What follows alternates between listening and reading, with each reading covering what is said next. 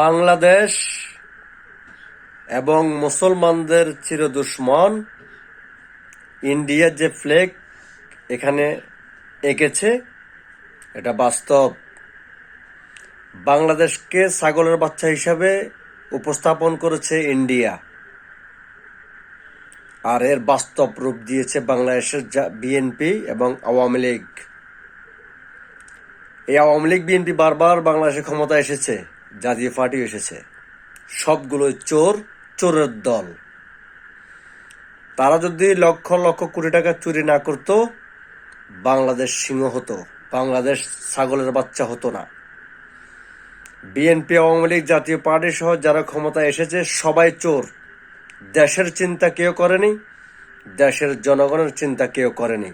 সবাই নিজের পকেট ভরেছে। আর যদি প্রচুর পরিমাণ অস্ত্র বাংলাদেশ কিনতো, ইন্ডিয়া ছাগলের বাচ্চা হতো, বাংলাদেশ বাঘের বাচ্চা হতো।